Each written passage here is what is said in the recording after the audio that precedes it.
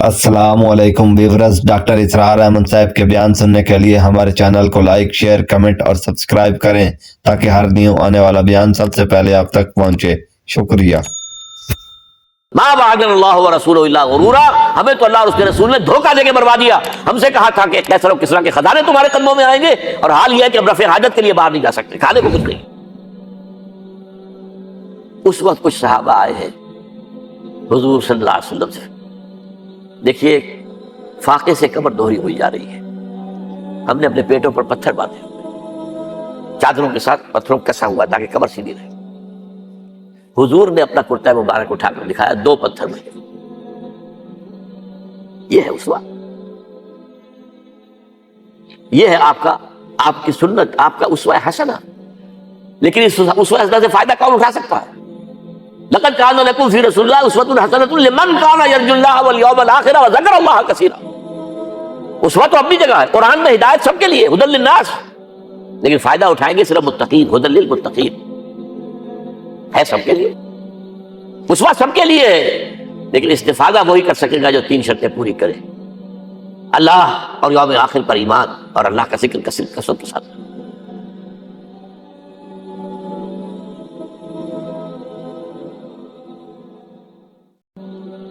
हाथ में एक मूर्ति है, जब तंग आ गया, सता कर तंग करके मार मार के हजरत सुमैया टस से मस नहीं हो रही, कहता है तुम एक दफा कह दो सुमैया कि हाँ इस मूर्ति में भी कुछ है, मैं तुम्हें छोड़ दूं। उन्होंने थूक दिया,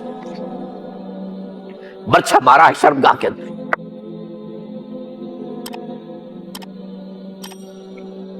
कितनी तकलीफ पहुंची होगी उनको, लेकिन आप गुजर रहे इसमें या आला यासिर वही नमाइदकुमुल जन्नह।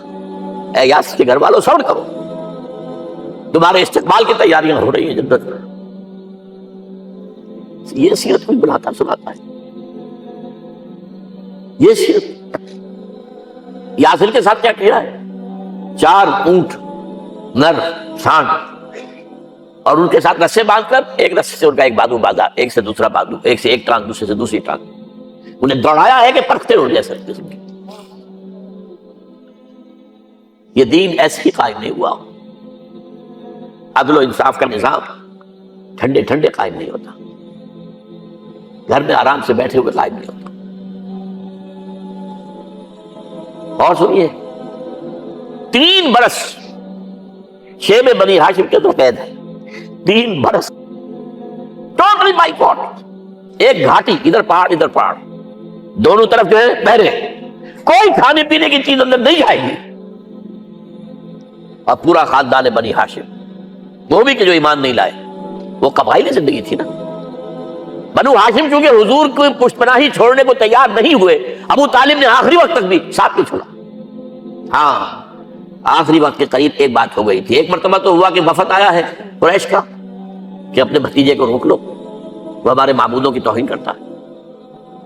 अबू तालिब ने बुलाया और आपसे कहा कि ये कुछ अपने रवैये को बदले। आपने फरमाया चाचा जान, अब तो चाहिए मेरे एक हाथ पर सूरज और दूसरे पर चांद रख दे, मैं अपने इस मिशन को छोड़ नहीं सकता। और अबू तालिब के इंतकाल के वक्त मामला हुआ, जब वफद आया है तो ठीक है, अब हमारा जो है सब्र का पैमाना लबरेज हो गया है, अब ठीक है आ जाओ मैदान में, तुम भी साथ छोड़ने को तैयार नहीं हो। अबू तालिब ने बुलाया आपको, भतीजे मुझ पर इतना बोझ न डालो जो मैं बर्दाश्त न कर सकूं।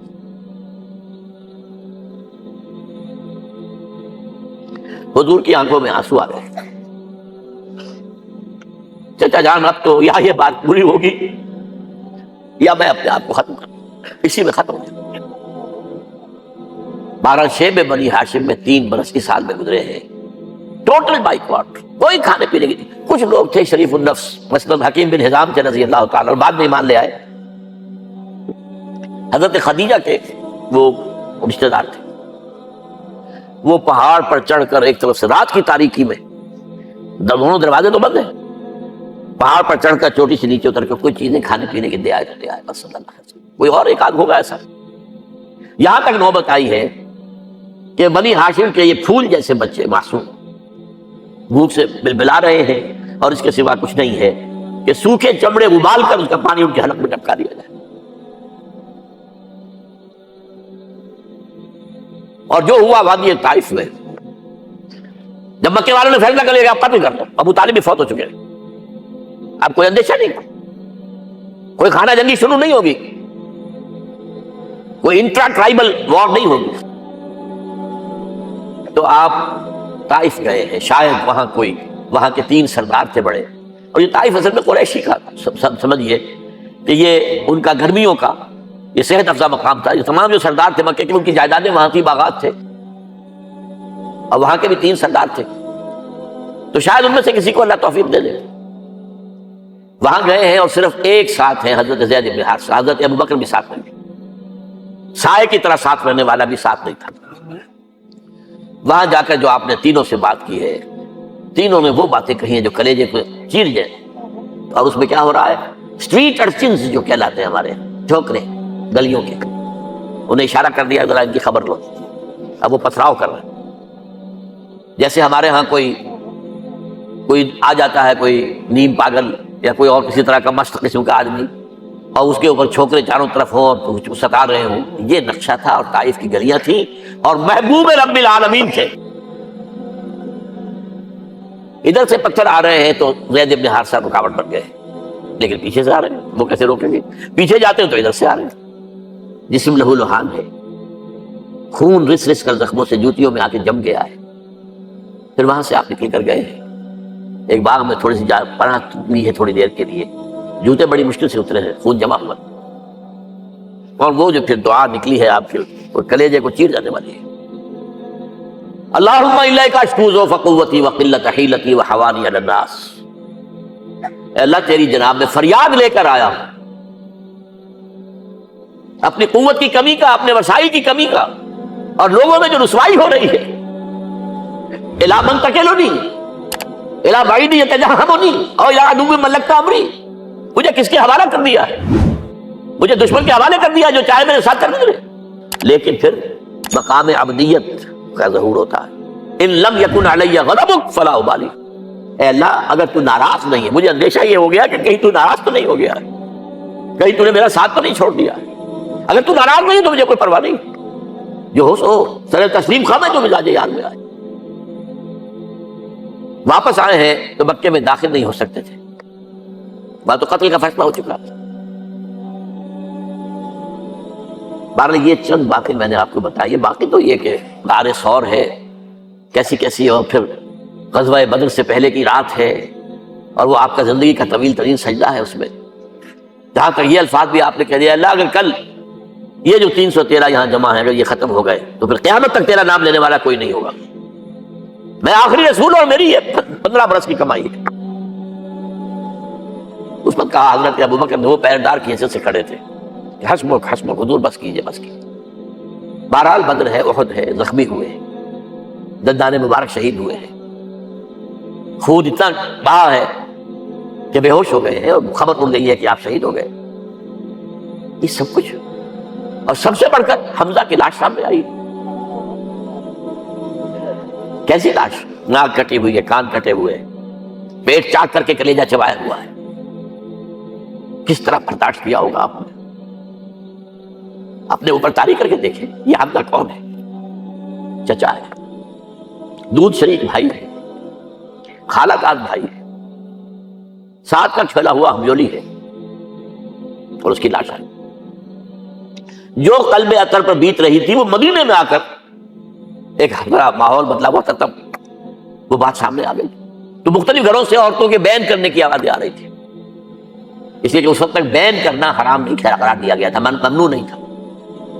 آوازیں سن کر حضور کی زبان مبارک سے نکل گیا، اما حمزہ تو فلا بواکی لہو، ہائے حمزہ کے لیے تو کوئی رونے والی بھی نہیں ہے۔ اس پر پھر صحابہ نے، انصار نے اپنے ہاں کی خواتین کو حضرت صفیہ کے ہاں بھیجا، وہ سگی بہن تھی، وہاں انہوں نے جا کے بھی تعزیت کی بہن کی۔ غزوہ احزاب کا آپ نے سن لیا، اس وقت رسول پر نہ معلوم کیا کیا باتیں لوگوں میں مشہور ہو گئی، وہ اس وقت کیا تھا؟ جب خندق کھودنے کا فیصلہ ہوا ہے اور خندق کھود رہی ہے، حضور بھی لگے ہوئے ہیں، بھاری بھاری پتھر اٹھا کر کندھے پر لا کر باہر پھینک رہے ہیں، پتھریلی زمین تھی، ایک پتھر کسی سے ٹوٹا نہیں تھا، تو حضور نے جو ہے 3 دفعہ جو اس کے اوپر ضرب لگائی تب ٹوٹا ہے۔ لیکن یہ کہ کئی دن کے فاقے ہو چکے تھے، کھانے کو کچھ نہیں، پورا محاصرہ تھا، 12,000 کا لشکر گھیرے ہوئے، یہاں تک کہ آپ کو معلوم ہے کہ گھروں کے اندر بیت الخلا تو نہیں ہوتے، باہر جاتے تھے قضاء، اس کا کوئی امکان نہیں۔ شدید ترین آزمائش جو ہوئی ہے اس کا نتیجہ ایک طرف یہ نکلا کہ منافقین کا نفاق ان کی زبانوں پر آ گیا۔ قرآن مجید میں ہے یہ، انہی آیات میں۔